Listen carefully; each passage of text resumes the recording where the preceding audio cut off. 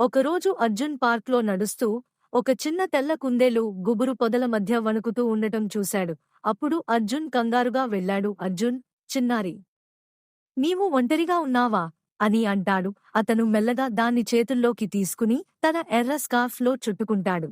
చిన్న కుందేలు భయపడినా కొద్దిసేపటికి కాస్త ఊరట చెందింది. అర్జున్ క్యారెట్ తీసి దానికి ఇచ్చాడు. కుందేలు ముద్దుగా తినడం ప్రారంభించింది. ఇంతలో ఒక పెద్ద కుందేలు పొదల వెనుక నుంచి చూసి సంతోషించింది. తన బిడ్డ వైపు పరుగెత్తింది. చిన్న కుందేలు ఆనందంగా తల్లి దగ్గరికి వెళ్ళింది. తల్లి కుందేలు ముద్దు చేసింది. తల్లి కుందేలు అర్జున్ చూసి చిరునవ్వుతూ, ఇక మేము వెళ్ళాలి అని అంటుంది. చిన్న కుందేలు వెళ్ళిపోతూ ఒక్కసారిగా వెనక్కి తిరిగి అర్జున్కు వీడ్కోలు చెప్పింది. అర్జున్ సంతోషంగా చేతిని ఊపాడు. కుందేలు అక్కడి నుంచి సంతోషంగా వెళ్లారు. కొన్ని స్నేహాలు చిన్నవైనా జీవితాంతం గుర్తుంటాయి.